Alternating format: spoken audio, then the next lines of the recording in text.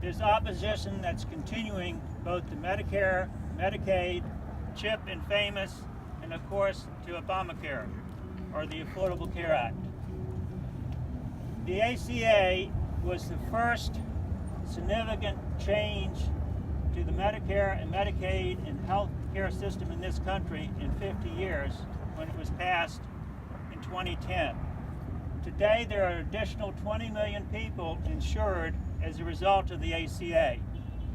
And it also has strengthened and expanded the Medicaid and Medicare programs as well, which is often not discussed. The ACA, in my mind, is so important that I think it deserves what I've seen and heard on the internet. Namely, it's the first civil rights act of this century. And we need to keep it and strengthen it. But as you know, during the last 6 years, the House of Representatives attempted unsuccessfully to repeal the ACA over 60 times. Now they have the power to do so. But I think they're in the situation I'm reminded of in John Steinbeck's novel, The Moon is Down, where a conquering force comes in and they think they're going to set the agenda, they're going to control people's lives, but they wind up being the flies that capture the flypaper. It's a famous line from The Moon is Down. For those of us opposing this turning back to the clock, our best weapons are history, which I've just briefly recited, our faith and personal life experiences, and that hotly contested word, facts. As to faith, everyone can speak to their own faith, but personally I was raised in the Methodist faith. Its founder, John Wesley, was a strong believer in social justice. His most famous quote is as follows: "Do all the good you can, by all the means you can, in all the ways you can, in all the places you can, at all the times you can, to all the people you can, as long as you can." As a legal aid attorney representing lower income people for 40 years, I learned a lot about the intersection between poverty and health. There are about 1 million bankruptcies filed in this country every year, and about 60% of them, which would be about 600,000, are filed solely in response to medical debts, primarily of those without health insurance. That's 600,000 a year. Up the street here, in the local general district court, there are 20,000 warrant and debt cases filed each year by Mary Washington Hospital.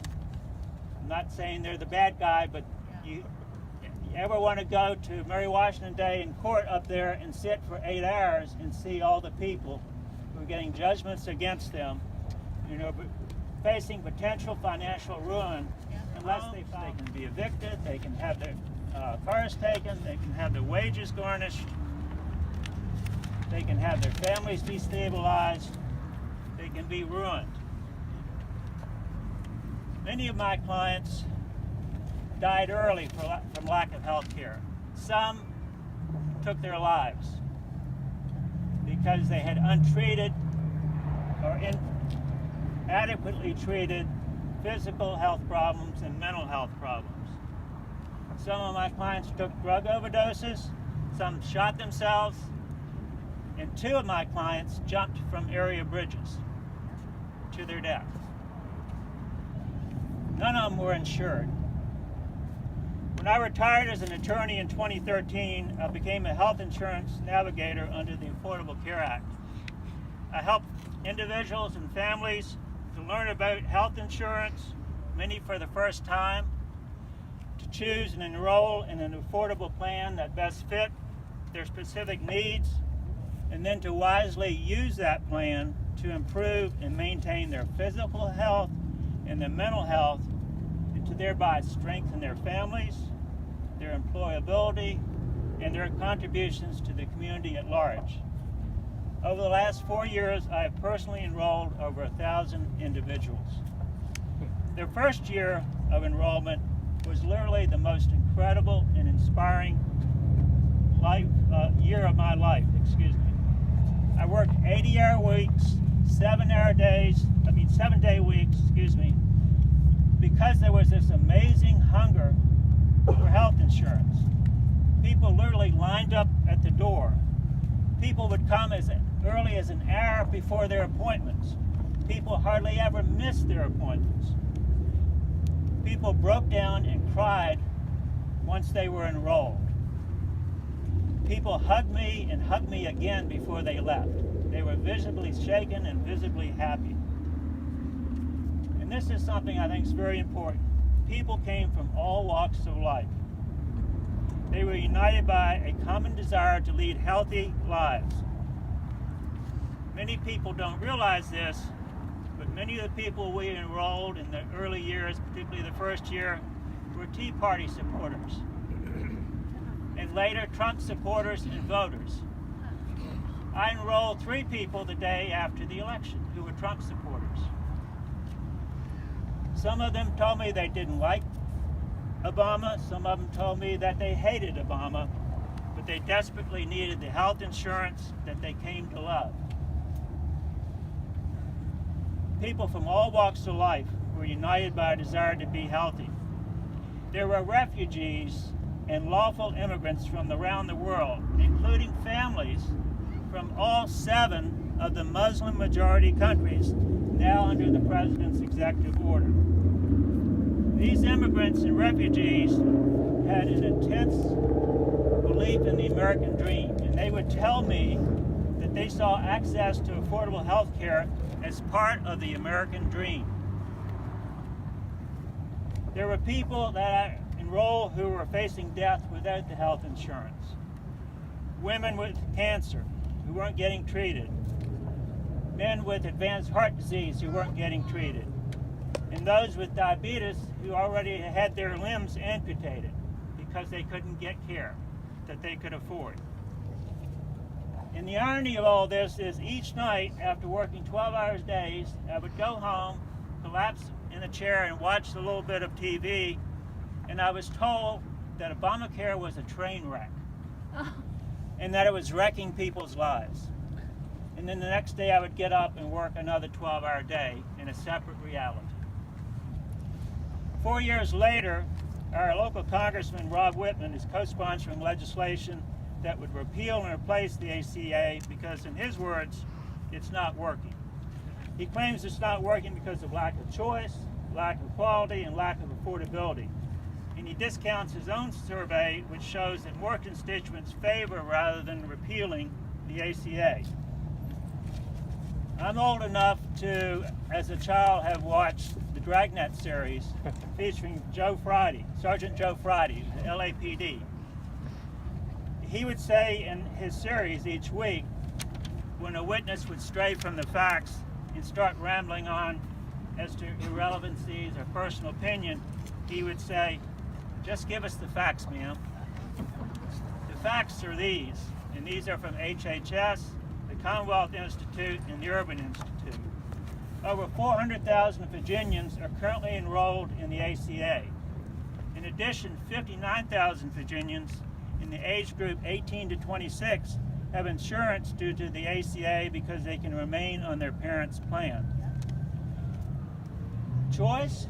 In the Fredericksburg area, there are 6 insurers offering 35 different plans with HMOs, PPOs, POSs, and HSAs. It's a pretty good choice. For enrolled Virginians, 67% have monthly premiums below $75. And get this, 82% express satisfaction with their plans. That leaves 18% that can support repeal or something like that. But 82% express satisfaction with their plans. Compare that with the 11% current approval rating for Congress. Quality of coverage is assured by a 10-point minimum essential coverage requirement that did not exist before the ACA. It's also assured by free preventive care, the elimination of pre-existing conditions. By the way, nearly half of Virginians have pre-existing conditions. The ACA also guarantees that women no longer pay higher premiums than men. Women are aware of that, but I don't know how many men were.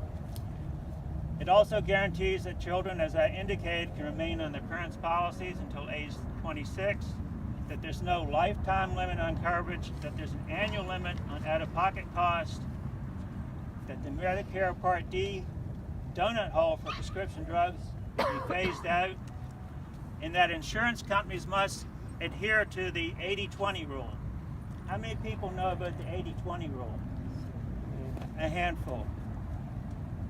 Insurance companies are required under the ACA to spend 80 cents of every premium dollar on health care and not on administrative costs or marketing or advertising. If they don't meet this 80% rule, they must refund consumers. This is largely through employer-provided insurance. Since 2012, there's been a refund by insurers, people with employer coverage, of $45 million in this state. $45 million. In Virginia itself? And Virginia itself. Studies by the Urban Institute and the Commonwealth Institute have concluded that ACA repeal, because it would disrupt insurance markets beyond the ACA in the marketplaces, would knock up to 685,000 Virginians off of insurance by 2019. It would increase the number of uninsured in the state to 1.5 million. It would cost 27,000 jobs upon repeal of the advanced premium tax credit. It would result in a drop of $1.4 billion in federal subsidies for Virginians' marketplace plans and a $314 million loss to the state budget. 82% of those in this country losing coverage would be members of, this is important, working class families. We cannot allow this to happen. As Martin Luther King once said, the arc of the moral universe is long, but it bends toward justice. It is time for all of us to do our share of bending. In the meantime, happy Valentine's Day to each of you. We can all use the extra love. Thank you.